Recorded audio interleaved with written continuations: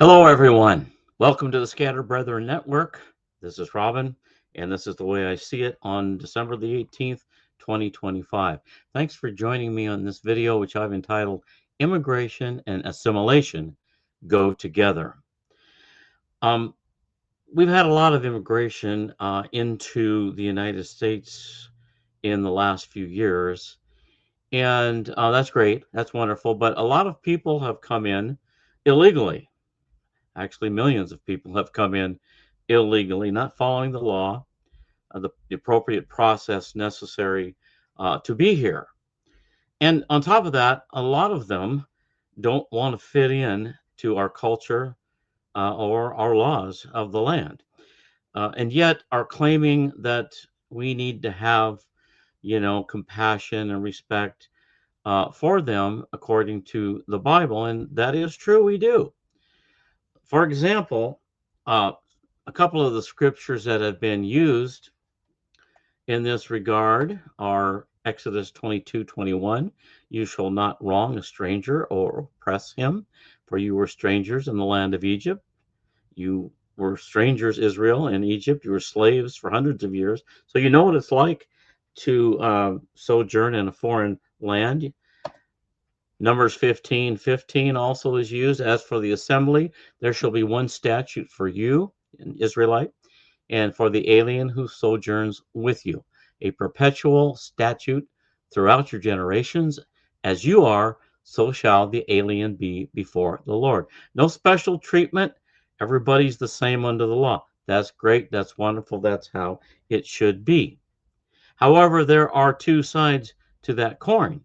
If someone is going to claim rights from the Bible, he or she must look at the whole picture and recognize that not only rights uh, of the immigrant are, listed in the Bible, but also their responsibilities. So responsibilities to conform and assimilate to the laws and the culture of the land. For example, Leviticus 18:26. But as for you, you are to keep my statutes and my judgments, and shall not do any of these abominations, neither the native nor the alien who sojourns among you.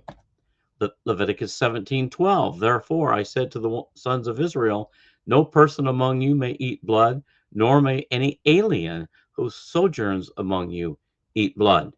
Now, it's not my purpose. I'm not here to promote the law of Moses or a specific law of any kind, except to say that if the Bible is going to be used um, for one side of the coin, it needs to be used for the other side of the coin as well.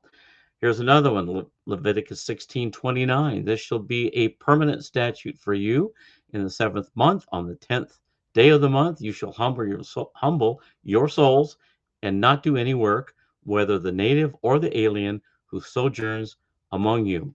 Exodus 12:48 to 49. But if a stranger sojourns with you and celebrates the Passover to the Lord, let all his males be circumcised, and then let him come near to celebrate. Don't keep him from celebrating the Passover if he wants to celebrate that in your land. And he shall be like a native of the land. But no uncircumcised person may eat of it. The same law shall apply to the native as to the stranger who sojourns among you. If the stranger, a non Israelite, in the Bible was wanted to celebrate one of the traditional high days of the Israelites, he'd have to be circumcised. You have to fit in. Ezekiel 14:7. For any one of the house of Israel or of the immigrants who stay in Israel, who separates himself from me, sets up his idols in his heart, puts uh, puts right before his face the stumbling block of his iniquity, and then comes to the prophet to inquire of me for himself, I, the Lord, will be brought to answer him in my own person. So, like I said, not trying to promote any particular laws, but if you're looking at the Bible to justify something that you feel you deserve or you should have, then that's fine. But you need to look at the whole picture because there's two sides to that coin.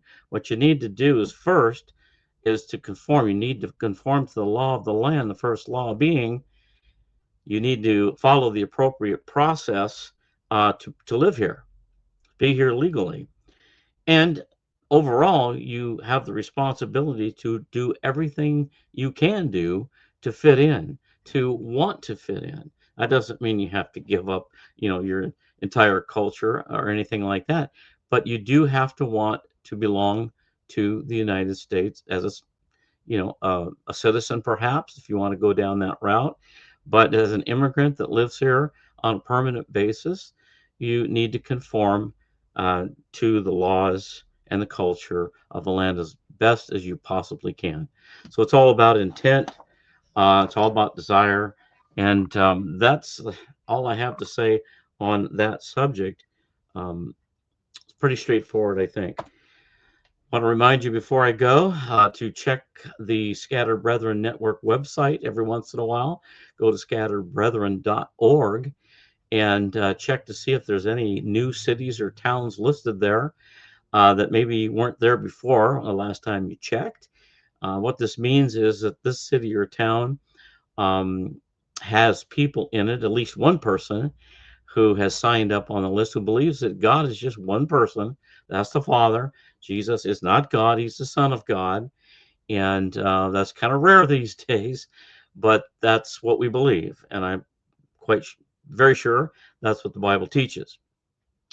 And this Jesus, as the Son, uniquely begotten Son of God, has been raised from the dead, sits at the right hand of God the Father, and is waiting the time when the Father is going to send him back to this earth to set up the government, the kingdom of God on this planet, and going to rule from Jerusalem. And we're finally going to have peace and security across the globe. Everybody is going to look to him and worship him and pledge their allegiance to this um, wonderful, loving, compassionate, and understanding King. So we're looking forward to that day. That's what the gospel of the kingdom of God is all about. And if you would like to fellowship with others who have that belief system, then please check out the website, see if there's a city or town listed there. And if there is, hit the contact button. That'll bring up an email form. Let me know your name, where you live, and the town that you're interested in. So I appreciate you being here today and joining me for this video. Immigration and assimilation, they go together. We'll see you next time. God bless. Bye for now.